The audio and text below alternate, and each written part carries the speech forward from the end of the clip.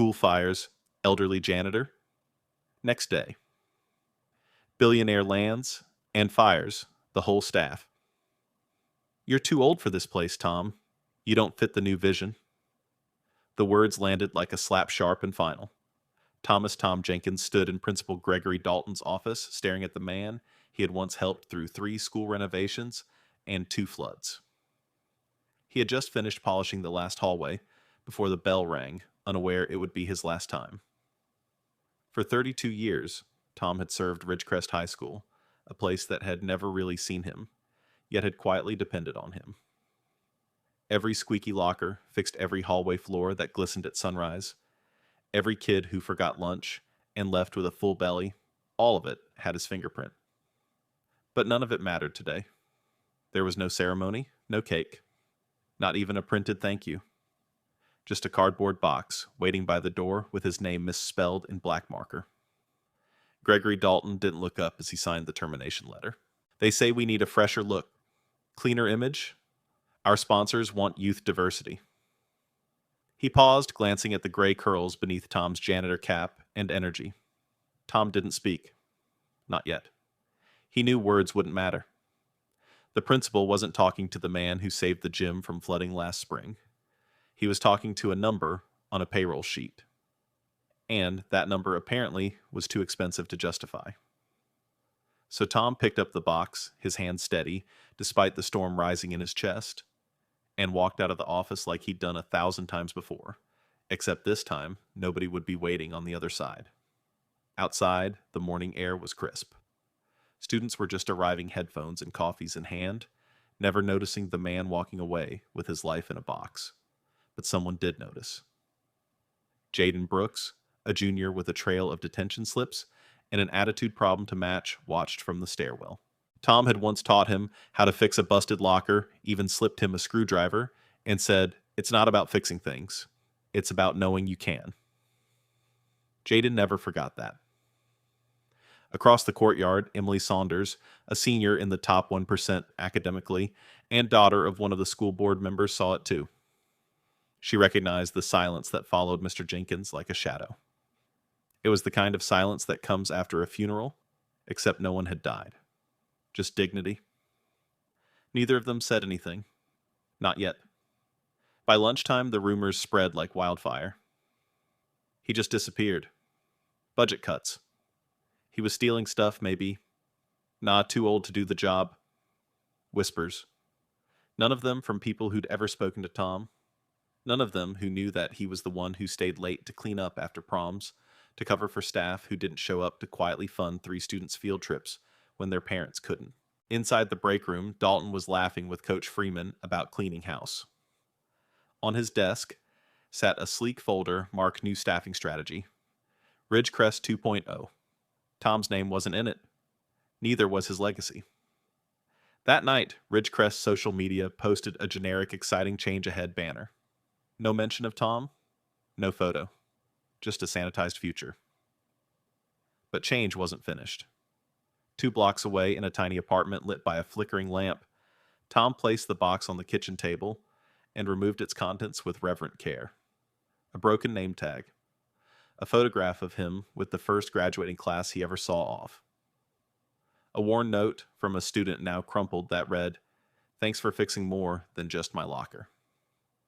He held it in his hands like it was a lifeline, and then he reached for something no one had seen in years, a letter folded and yellowed from a young boy named Gabriel, who once slept in his cleaning closet for a week before being sent into the foster system. "You didn't just save me," the boy had written. "You made me believe I mattered. Someday, I'll come back for you." Tom smiled, just a little, because he remembered the boy. He remembered the fire in his eyes. And what Tom didn't know, what Ridgecrest High was about to learn, was that Gabriel had kept his promise, in ways no one saw coming. The next morning, the wind changed, literally. Who gets rid of the heart and expects the body to keep beating? Emily's words slipped out before she realized she'd spoken aloud. She and Jaden stood beside the empty janitor's closet during third period, the silence louder than any bell. The floor still smelled faintly of citrus cleaner. The light buzzed overhead, flickering. It had always flickered, but Mr. Jenkins never let it burn out. Jaden shoved his hands in his hoodie pocket eyes, darting down the hallway. They think nobody's going to care. That's the whole plan. People like him, they don't get farewell parties. They just vanish. He kicked at a loose tile near the baseboard. Tom had repaired that tile 3 times. He never asked for anything. Emily leaned against the wall, clutching a copy of the school newspaper on the front page, a color photo of Principal Dalton shaking hands with a shiny new sponsor, under the bold headline, Ridgecrest Partners with Tech Giant to Modernize Facilities. There was no mention of Tom Jenkins. Not even a footnote. They're calling it a rebranding, she said, voice tinged with disgust. Dalton says he wants a new energy reflective of the future. Like loyalty, service, integrity. None of that counts anymore. Jaden's jaw tightened. Unless you can code or wear a polo shirt with their logo. In the classrooms around them, lectures continued like clockwork. No one missed a janitor.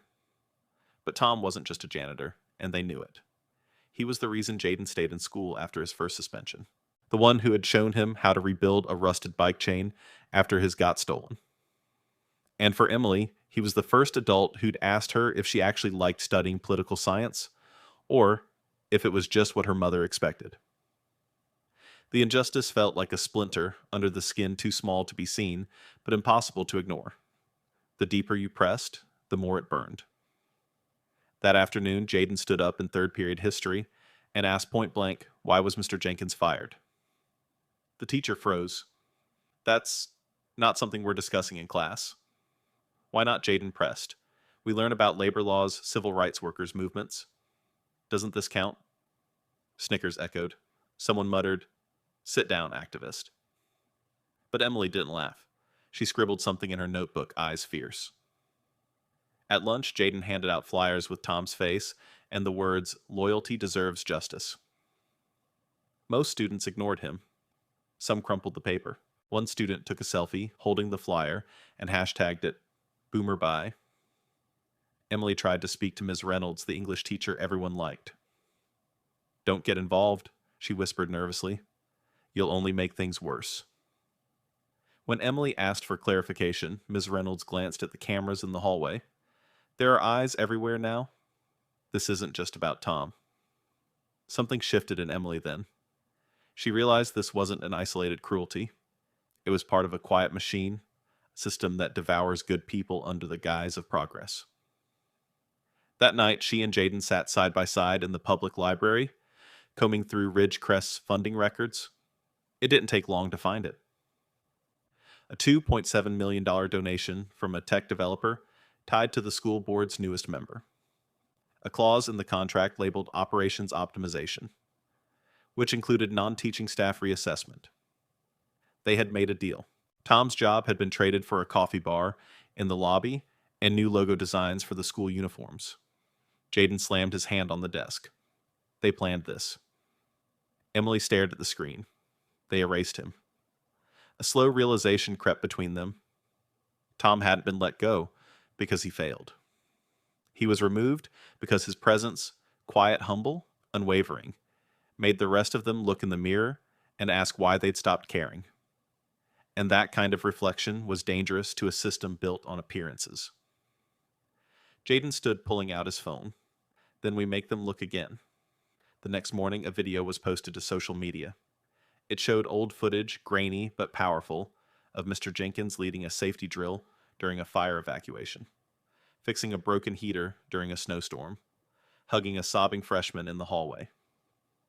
Over it, Jaden's voice. You call this obsolete?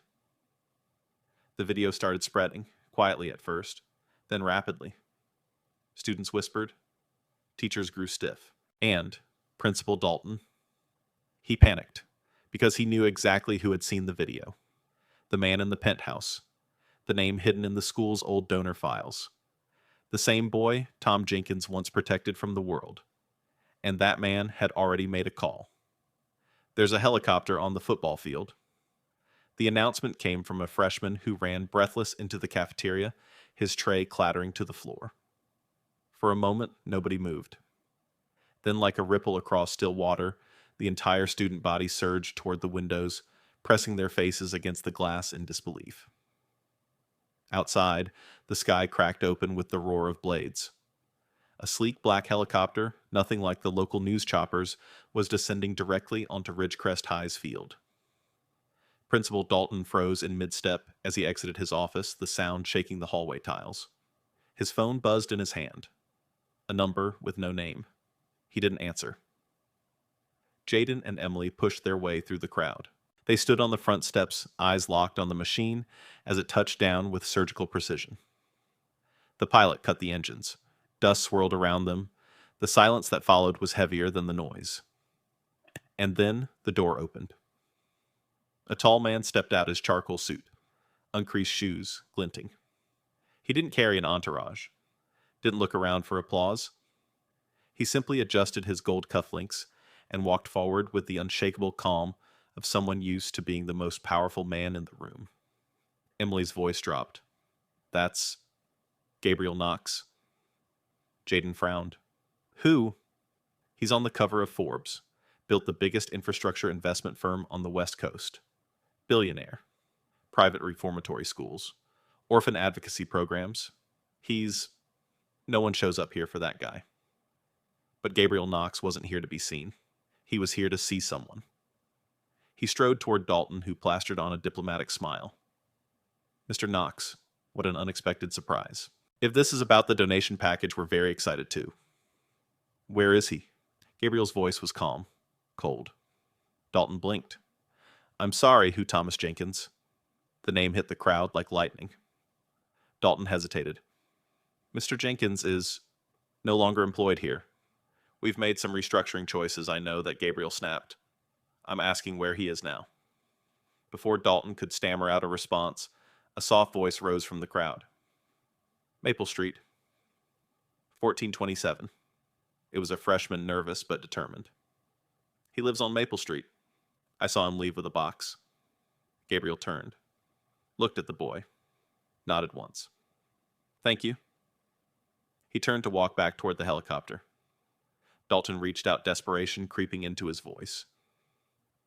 "Mr. Knox, please. If you're upset about something, we can discuss it." "We're done discussing." Gabriel's eyes were sharp. "You fired a man who built this school from the inside out.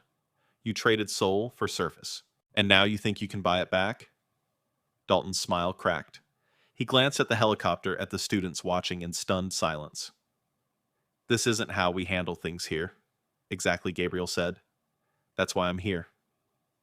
Jaden took a step forward. "Take us with you." Gabriel turned, his brow raised. "And who are you?" People who actually saw him, who remember him. For a second, no one moved. Then Emily added, "If this is about him, then we deserve to know the truth." Gabriel studied them. No judgment, just calculation. Then he nodded once. "Fine. You've got 5 seconds." They bolted. The door of the helicopter closed with a hiss, the engine already humming. Jaden gripped the armrest, heart pounding. Emily stared straight ahead. No one spoke. As they lifted off, Ridgecrest shrank beneath them, its polished courtyards, its banners fluttering its hollow pride. Inside the cabin, Gabriel finally spoke. "I was 13 when I met him, sleeping in a janitor closet. They were going to send me back to the system. Said I was too angry, too far gone. But Jenkins, he saw me, gave me keys to the workshop, said, 'Fix something broken, it'll teach you how to fix yourself.'" Emily blinked hard. Jaden swallowed. "That man didn't just keep this place running." Gabriel continued, voice quieter now. He gave it a conscience. Outside the window, the city blurred into streets and rooftops. Then a small home appeared, faded blue paint, a sagging porch. Gabriel leaned forward. "There he is." Mr. Jenkins sat alone on the steps, staring at the ground, like he was still waiting for something to make sense. Gabriel stood, opened the cabin door mid-landing, and stepped out without hesitation. The blades whipped his coat like a flag. Emily and Jaden followed. Tom looked up, squinting into the wind. And then his eyes widened. "No," he whispered. But yes, Gabriel had returned. And this time he wasn't a lost boy. He was a man bringing justice. You kept your promise? The words trembled out of Tom Jenkins's mouth before he could stop them. His voice cracked, not from age, but from disbelief. He stood frozen on his porch, the wind from the helicopter flattening his shirt to his chest. He looked smaller than he used to. Not physically, but spiritually worn down by years of silent battles and unseen worth. Yet, in that moment, with Gabriel Knox standing in front of him, that worn-down man looked remembered. Gabriel didn't smile. Not yet. He pulled a folded document from his coat pocket and extended it. Pack your bags, Tom. You're coming with me. Tom didn't reach for the paper. His hand hovered. His eyes flicked between Gabriel and the two teenagers standing behind him, Jaden tense and watchful, Emily curious and respectful. The wind carried the scent of city dust and memory. I don't understand, Tom said slowly. Why now? After all this time, Gabriel's voice dropped. Because you didn't turn your back on me when you had every reason to. I wasn't just a janitor's problem, I was a liability. But you gave me a key, not a punishment. And that changed everything. Tom looked down at his hands. Calloused. Tired. Stronger than most would ever know. You don't owe me anything, he murmured. That's where you're wrong, Gabriel said. You're the only reason I'm standing here. The only reason I didn't get buried by the system. So now I'm giving you a choice walk back into a world that threw you out or walk toward one we build together. Jaden stepped forward.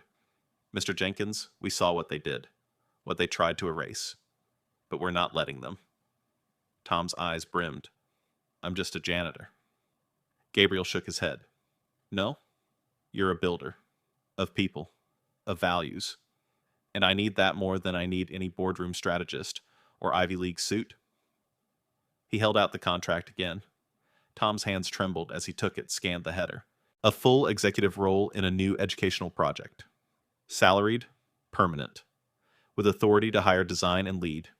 His voice caught. You want me to help run a school? Not run it, Gabriel corrected. Shape it. The paper felt heavier than it should have. Not in weight, but in meaning. Tom looked at the fine print, the embossed seal, the blank signature line, and realized this was not a gift. It was a reckoning. A chance to give meaning to a life spent in the margins. Emily stepped closer, her voice soft but steady. You always believed in us. Let us believe in you now. And then it happened something rare.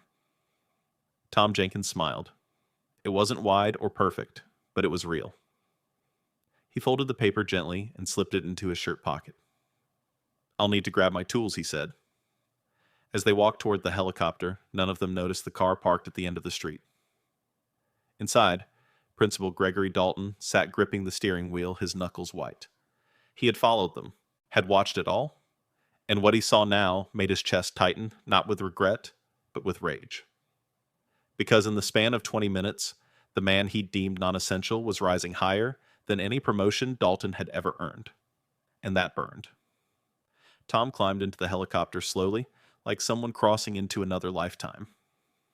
Jaden helped him with the step. Emily secured the latch. Gabriel sat across from them, already typing into his phone. His voice was calm. We've got a site ready. Architects waiting. Team on standby. All we need is the soul. Tom didn't reply. He sat back, gazing out the window at the neighborhood that had boxed him in for decades. The same cracked sidewalks. The same flickering street lamp. But this time, he wasn't just leaving, he was rising. The helicopter lifted. Below them, Dalton stepped out of his car, hair tousled by the wind. He yelled something, but it was lost to the roar of rotors. He waved his arms like he still had control, like his title still meant something. Inside, Tom sat with his eyes closed. The vibration of the aircraft pulsed through his bones, but it no longer shook him. Not the way humiliation did. Not the way abandonment did. Emily leaned close. How does it feel? Tom opened his eyes. Like I've been waiting for this moment my whole life. Gabriel looked up from his phone and locked eyes with him. Then let's make it count. And somewhere inside that silent promise, A new future was already being written.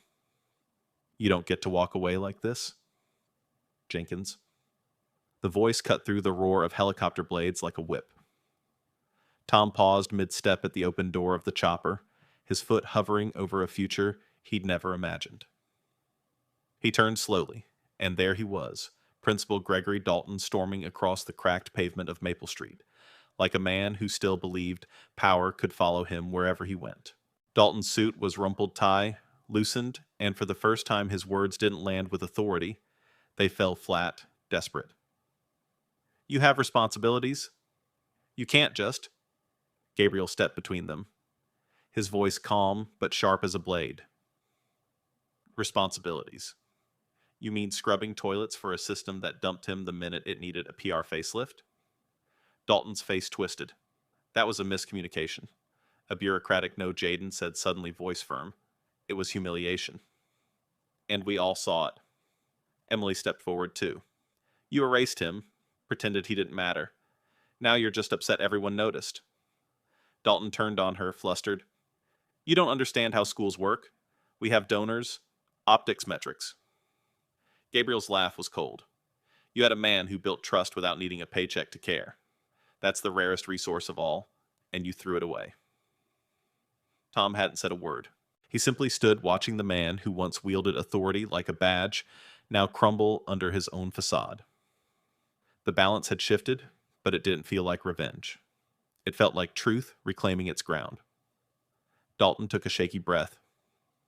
If this is about money, Jenkins, we can talk. I can get you a severance package. It was never about money, Tom finally said. His voice was steady, deeper than it had been in years. It was about dignity. He stepped closer, not with aggression, but with certainty.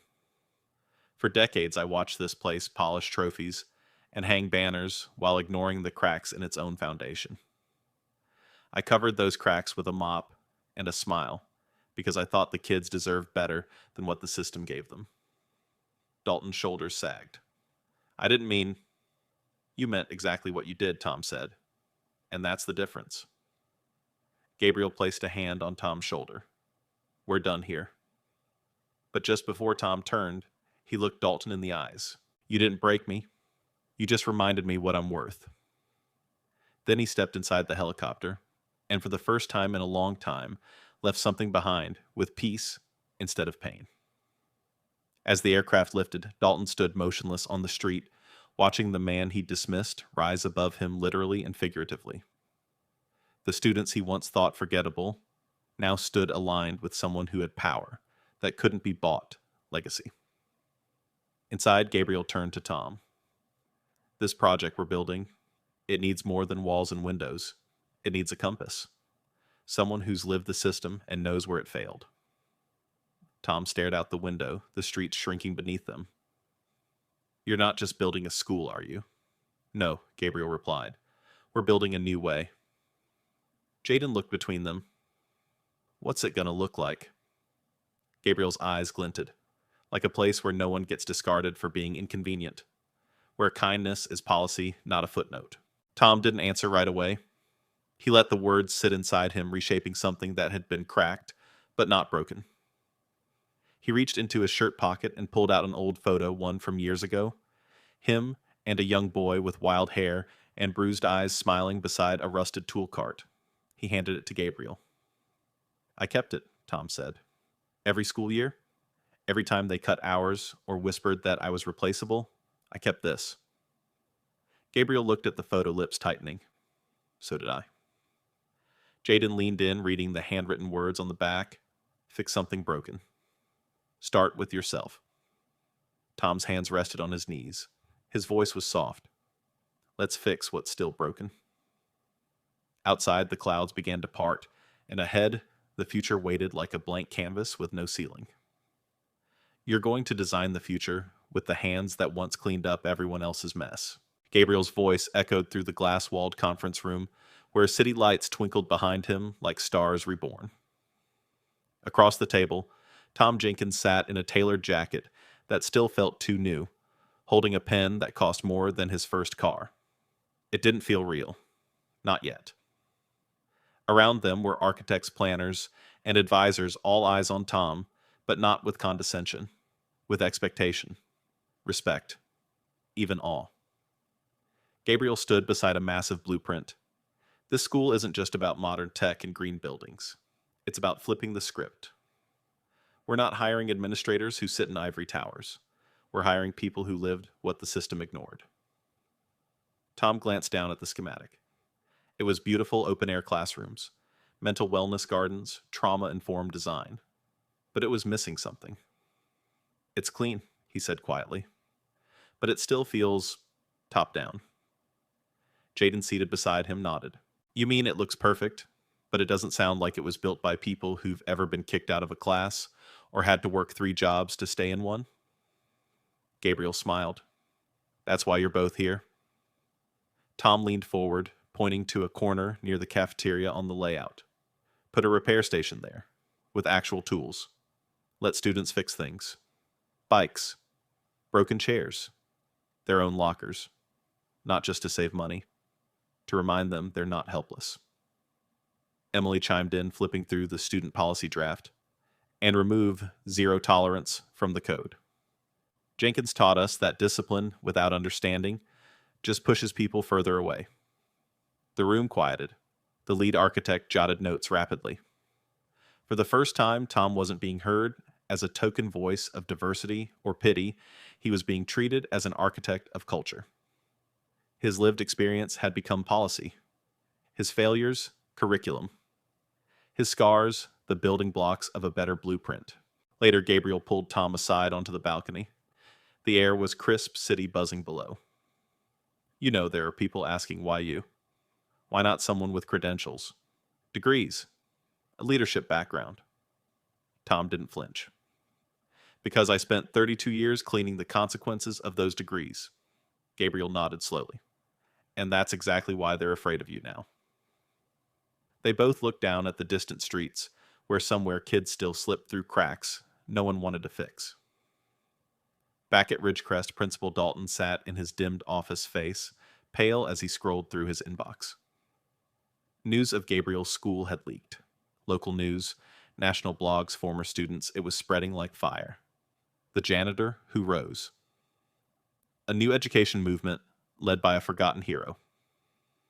One email subject line made Dalton's stomach churn. Board requests, emergency meeting. Confidence vote. Meanwhile, Tom walked through the construction site of the new school, still just steel beams and skeletal framing, but full of soul already. He picked up a hard hat labeled Project Lead T. Jenkins. For a second, his hand trembled again, but he put it on. Gabriel joined him, holding a small plaque. We'll place this at the entrance. Tom read it aloud.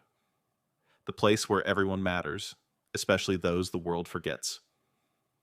He stared at the metal plate, then at the building rising before him. I never thought I'd be part of something like this. Gabriel's voice was low. You always were. The world just finally caught up. Tom exhaled the weight of invisibility lifting from his shoulders, piece by piece. Not because someone gave him power, but because someone remembered his worth and let it take root. Behind him, the sound of drills and hammers continued the anthem of a better world, being built one beam, one broken belief, one brave decision at a time. You're on the front page of the Times, Mr. Jenkins. Emily burst into the project trailer, holding up a newspaper with trembling hands. Her voice was caught somewhere between awe and joy. The headline read, From Janitor to Justice. The man behind America's first equity-led school. And there, in full color, was Tom Jenkins' hard hat, on eyes, steady standing in front of the rising framework of a new dream. Tom took the paper with both hands. His face didn't light up with pride. It sank into something deeper. Reflection? Regret. A memory of all the nights he'd walked home in silence unseen. All the birthdays spent alone. All the times he'd handed a student $1 for lunch and returned to a storage closet with no thank you. Now the world knew his name, but he still remembered the years when it didn't. Jaden leaned over his shoulder. You've become a symbol, man. Hope with calluses. Tom chuckled lightly. Hope with sore knees. But just as the mood lifted, Gabriel Knox entered with his phone in hand, face stone cold. "We've got a problem." Tom stood. "What is it?" Gabriel turned the screen. It showed an emergency school board press release. Ridgecrest High to undergo immediate audit and leadership review. "They're not going down quietly," Gabriel said. "Dalton's throwing accusations, saying we're undermining public education, that your promotion is a publicity stunt." Tom folded the paper eyes, sharpening. "So we tell the truth louder?" "No," Gabriel said, "we show it louder." Later that week, they opened the site to the public for a community preview. Families walked through scaffolding and steel beams guided by renderings and passion. Tom stood at the front, explaining how each space was designed to heal, not just teach. "This won't be a place where kids are labeled. This will be a place where they're understood." A woman in the crowd raised her hand. "And what about people like you? Custodians, aides, cafeteria, workers. Will they be disposable here too?" Tom's voice didn't waver. "They'll be pillars. Every hand that keeps this place standing will be honored like a teacher. Because they are teachers in how to work, how to endure, how to serve with quiet grace." The applause was slow at first. Then it swelled. But back in his office, Principal Dalton watched the broadcast with clenched fists. He picked up the phone. "We're suing for defamation," he told his lawyer, "and I want every contact traced. Someone leaked our internal files." The lawyer hesitated. "Greg, the board's already looking to replace you." Dalton's face fell. Meanwhile, Gabriel, Tom, Emily, and Jaden returned to the construction trailer. They were quiet, watching the sun set through beams of a school that was becoming more than architecture. It was becoming legacy. Gabriel finally spoke. "There's something I haven't told you." Everyone turned. "I've been offered a federal grant, massive scale. National rollout of this model, but they want proof it works first. A pilot. A principal." He turned to Tom. "I want it to be you." Tom stepped back. "Me? I've never run anything more than a mop bucket." Gabriel shook his head. "You've run hearts, Tom. You've managed fear, lifted dignity, and shaped lives. That's more leadership than any degree can teach." Emily placed a hand on Tom's arm. "You already taught us without a classroom. Now imagine what you'll do with one." Jaden nodded. "The system needs to see that people like you belong at the head of the table." Tom looked around the room at blueprints pinned to corkboards, at dreams still wet in concrete.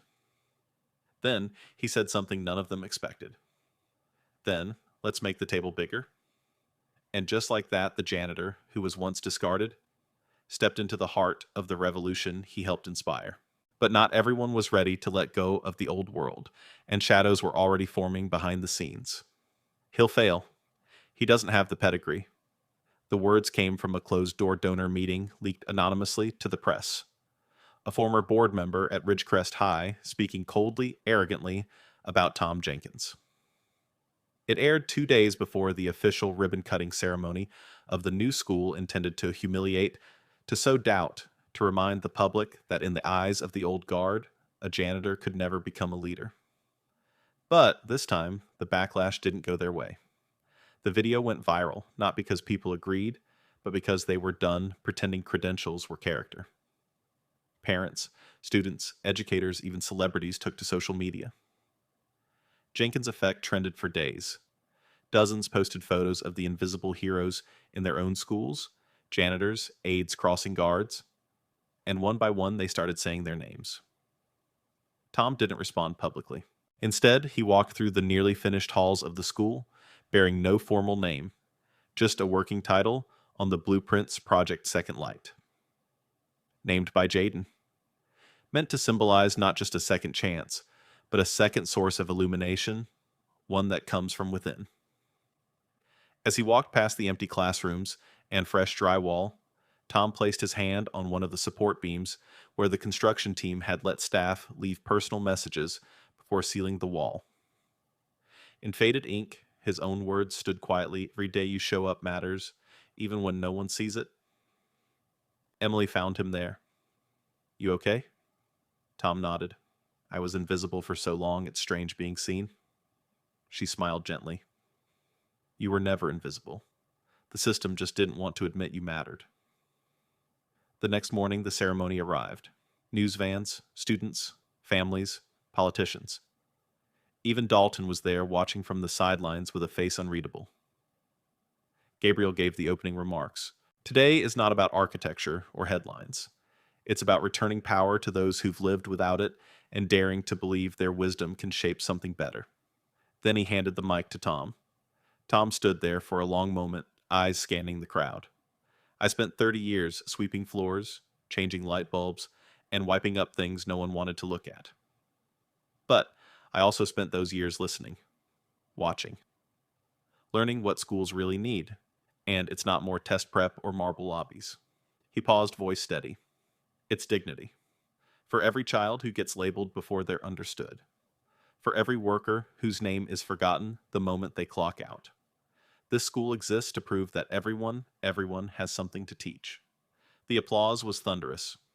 But before the final ribbon was cut, something happened that no one expected. Jaden walked up with a piece of paper in hand, a last-minute addition. We think it's time the school had a name, he said. A real one. And we all voted. He handed it to Tom. Tom unfolded it slowly. At the top, in bold black letters, Jenkins Academy for Dignity and Change. Tom blinked fast, trying to hold it in, but he couldn't. Not this time. Tears rolled down his face as Gabriel placed a hand on his back. I didn't build this, Tom whispered. You lived it, Gabriel replied. That's more than enough. The crowd cheered. Students surrounded him. Former Ridgecrest teachers, who had once looked away, now looked at him with reverence. For a moment, time stood still. And in that silence, something sacred was born. Tom turned back to the crowd, holding the sign high. You don't need permission to matter, he said. You just need a moment when someone finally sees you. As the ribbon was cut and the doors opened to a new generation, Tom stood at the entrance, no longer a janitor, no longer overlooked. He was the foundation now, the proof that even those society calls small can carry the weight of something revolutionary.